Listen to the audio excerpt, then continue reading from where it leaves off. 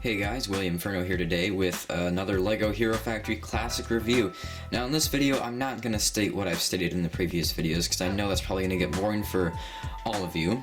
So if you want to know what I stated and you're just watching this, just go watch a review that was before this one. Previous review. Gosh, I cannot speak. I'm sorry. Anyway, this is on Thunder, one of the medium-sized Hero Factory villains, actually regular-sized Hero Factory villains from Wave 1, titled Von Nebula. So we have Thunder here on the box. We don't have we have a bag. We don't have instructions, and then we have his information and a pretty cool picture of Thunder. On the back here we have his stats and abilities, his functions, and him facing Breeze, because that is the hero that he is set up to face. So let's just get straight into Thunder here, starting off with articulation and color scheme. Articulation is very standard, it's not really hindered. We have good knee and hip and ankle articulation. We do have elbow articulation, except he has really small elbows. I don't even know if I want to call those elbows. They're just kind of wrists, and he doesn't really have elbows. So that's kind of an issue with articulation. That's on the other arm as well. He doesn't really have elbows. Now he does look complete, like the arms don't look like they're missing anything. They just can't really articulate as well as the legs. And then we have obviously neck articulation and a little bit of extra articulation right here, and 3 other points of extra articulation. We have it in this claw, and this claw, and in this claw. Actually maybe even 4 or 5, because this claw can move back and it can move up and around and stuff. So a lot of articulation on this guy, even though his arms don't articulate as much as would be wanted, because, you know, posability is everything now, I guess. Color scheme wise, it's very consistent with silver and black with little accents of yellow and a small accent of green, and his eyes are orange. Now those little accents don't really annoy me because the primary colors are very defined, just silver and black. Some could argue, now I don't want to sound like LJ here, but these blue pins do kind of stick out on the set, and I know some people are probably going to comment on me saying I'm kind of copying LJ when I'm doing this, but I'm really not, because having the set in hand, I kind of do feel like these blue pins do take away from the color scheme just a little bit. They're just little accents of blue that do not do anything good for the color scheme.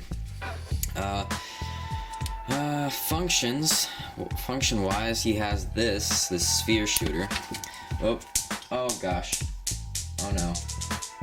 Okay, there that went. I'll just leave that on the floor for now, because that rolled straight across the room. Okay, so that is kind of a con with that function. That sphere can get lost so easily. Luckily, I just see it. It's right over there on the carpet, but they can get lost incredibly easily, and there's a lot of sets. Actually, I think every villain, am I right? Every villain? Every villain except Von Nebula comes with a sphere shooter in this wave. So that's kind of an issue, because it can get lost really easily. Another one of his functions is his claw. Even though it technically counts as articulation points, this claw is very mobile, and you can really crush things with it if you wanted to do with stop motion, because this works well with stop motion. If you ever wanted it to work with stop motion, you can do some pretty sick things with it, if you ask me. If you can move it all the way forward and curve it up and around like that, make kind of a huge claw hammer. So yeah, you can do a lot of sweet things with this claw. So the claw is really nice. New parts. I'm not sure if we have gotten this feat in silver before, at the time of release, of course. I'm not sure if we had these in silver before. Of course, we have the new shield piece. I think that is new. This isn't new.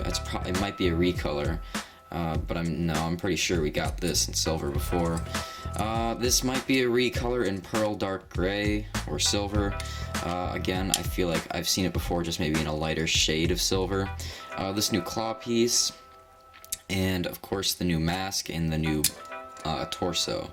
I feel like we've seen these limbs. We saw these limbs before Hero Factory and the Ben 10 stuff, so I don't want to touch on that. And the mask obviously is new. I think I already pointed that out. But the mask, again, if there's one thing that might draw previous Bionicle fans to Hero Factory, or at least its first wave, if it's not the villains, because I will admit the villains are they're very good to bridge the gap between Bionicle and Hero Factory, but if it's not the villains, it's at least the masks, because each character comes with a different mask, and all the masks are pretty cool if you ask me. Now, that is arguable, it's very opinion based, but the masks in my opinion are pretty cool. Now, I forgot to mention articulation is sort of hindered with this big claw piece in the back here. So that's another articulation hinder thing, but not a huge deal. It looks pretty cool. Not that that really makes up for it, but... Oh, and there's also that red pin, but that kind of goes in the same department as the blue pin.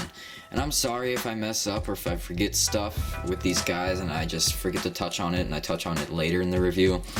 I don't do reviews a whole ton, which is actually the reason why I'm doing these reviews, to get used to it, and so I'm not really awkward with it when I do some 2016 reviews. Alright, so that's kind of it on my thoughts of Thunder. He's one of the better villains, he really is. He's in the same department as Explode. He's better than Corroder in my opinion. If there's one villain that I don't really like out of this wave, it has to be Corroder, because Corroder's just kind of simplistic and boring. He may have a few unique features about him, but in my opinion, Thunder and Explode and I think Meltdown and the other two villains, Rotor and Von Nebula, I think those villains are pretty cool, and this guy stands with them. In my opinion, though, Thunder is better than Explode. It's really, I wish I had started doing ratings on these guys, but I can just tell you that right now in the order of reviews I've been doing them, it makes sense. The heroes are probably my least favorite part of Wave 1, and then Corroder is second in line, and then there's Explode and Thunder. Now, I feel like, in my opinion, I'll touch on this later, but Thunder is probably I like him a bit more than Meltdown, but I'll touch more on Meltdown when I get into his review. Alright, so I know this was probably one of my quickest reviews, but I don't want to take up too much time doing these reviews, especially since this guy is a bit smaller, of course. There's not a whole lot to him. So yeah, if you were to go back and get this guy, I wouldn't say no. He's not a bad character, a few little cons here and there, but all in all, he's pretty good. He's a pretty decent Hero Factory Wave 1 set, and a really good bridging the gap between Hero Factory and Bionicle. So, this has been my review on LEGO Hero Factory Thunder. Now, at the moment, there is a broken piece on which set? Well, that'd be Meltdown. Meltdown has a broken piece that I need to replace. So I'm going to skip his review for now and go straight to Rotor and Von Nebula. So if I'm going to release these reviews earlier for you guys, I'm just going to wait until the end to do Meltdown unless I order the piece anytime soon. So, if Meltdown isn't next, because at the time of this recording I don't know what will be next, if Meltdown isn't next, then you guessed it, Rotor is next. Oh, he has a star on his box because I need to remember I use him for movies. But yeah, Rotor is next. So, I'll see you guys later.